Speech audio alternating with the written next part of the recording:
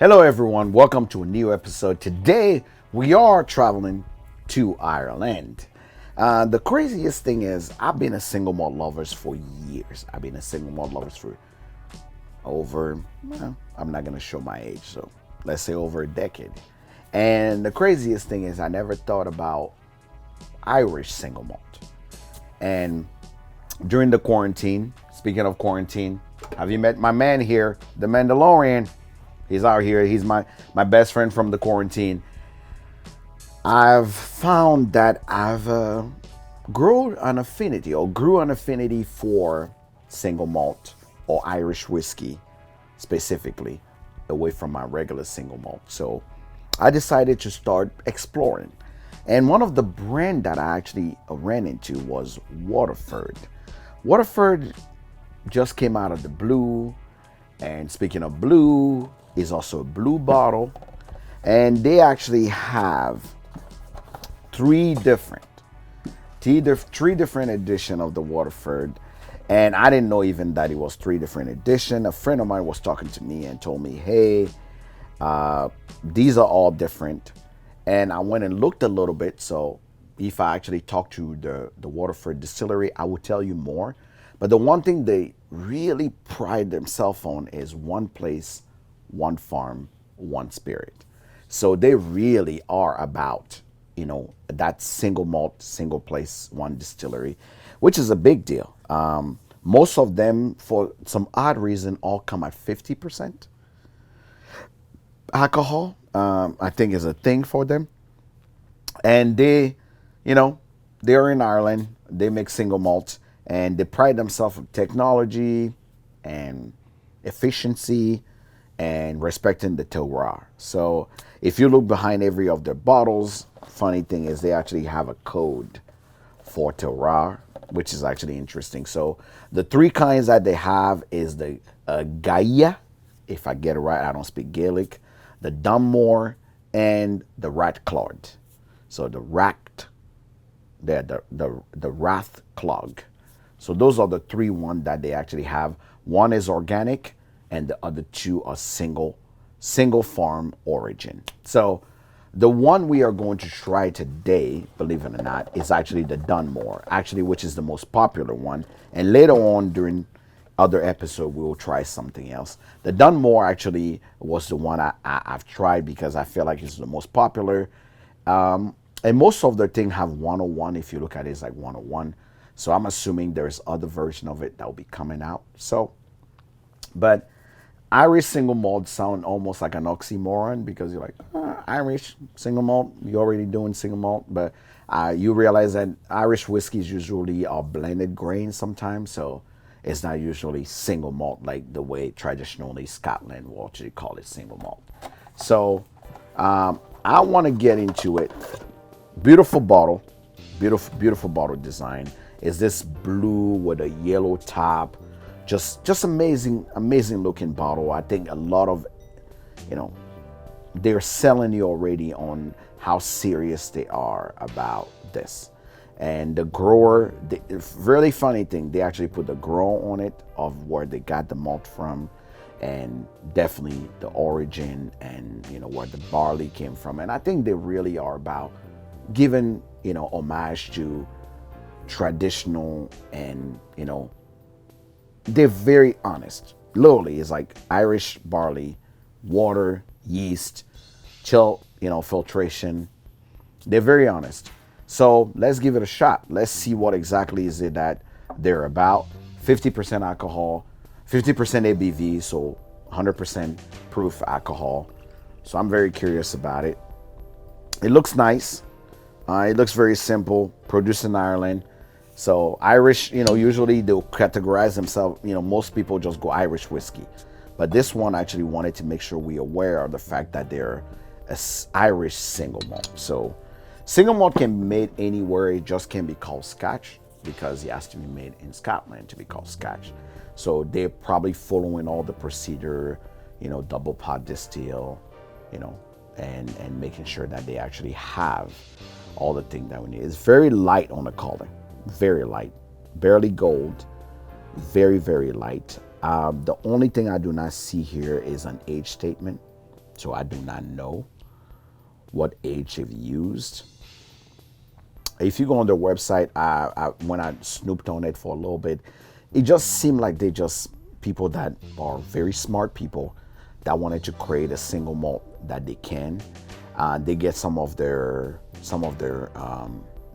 barley from the lowlands and from other places that they can respect, the respectable places. So a lot of things about it, and I'm pretty sure the idea here was to create a product that is pure to Ireland, that is pure to, them as a single malt that they can call their own.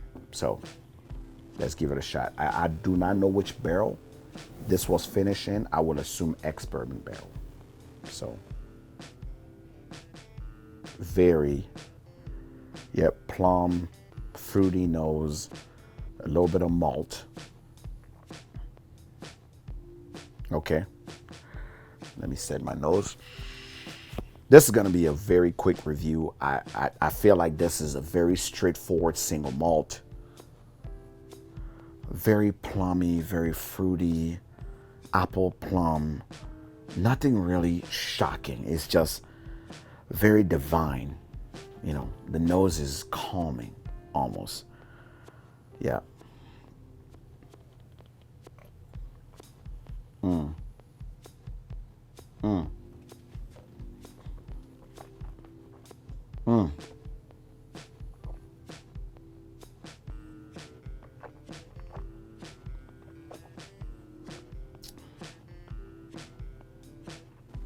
Wow. The finish is actually even much more interesting.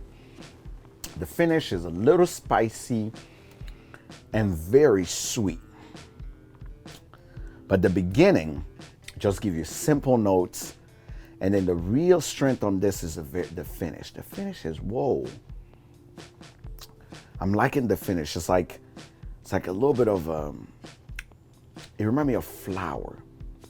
I can't remember this flower. It's like back home in Africa we have those baobab tangy flowers, but really also the tanginess you get from strawberry. Strawberry, very strawberry and mandarin and strawberry. That's really what is standing out. Like, that's all I can think in my head is like tanginess and sweetness. That's what you get. All right, a little more.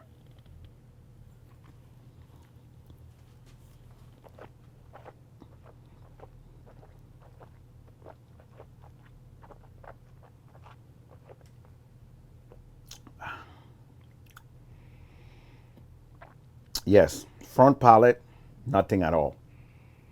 Nothing at all. Just a little bit of malt, on the front palate, but just the middle palate give you that breadiness, very fruit forward, some plum, just a little tanginess, that funk that you get in the end. Finish is very just. I'm pretty sure it's a type of malt that they're using that is giving you all the things that you need from it. If you're someone that actually like non-temperamental single malts that are very straight to the point, this is it. This is truly it. It's a very calming single malt. It is. It reminds me of the lowland single malt. They're not, you get that caramel, that dark caramel, that mandarin, and orange and caramel flavors. That's all you're getting, and it's very straight to the point. Yeah, wow. Yeah, you get that lowland profile, very caramely, very sweet, and it works. I hate to say it, but that's the best way I can describe it. It works. It's good. For the regular person, if you're looking for a single malt that been just well made and you love Irish whiskey, I would challenge you to try this. It works. It works. It's not for everybody. If you like things peaty, if you like things, Cast strength, if you like things spicy, that's not for you. If you're more of an Oakentoshan, profile, lowland profile, Aberlour profile, this probably will be in your palate range. Guys, Irish single malt, Waterford, definitely one to try. Let me know what's your favorite Irish single malt, if there is more than one. If you've tried Waterford before, what do you think? And I would love to hear more. Remember, we are here. We are always reviewing. I would love for you to support the channel, become a member, and help us every month so we can continue giving you amazing product. I'm Jack. I'm the Hood Sommelier, and I will see you next time.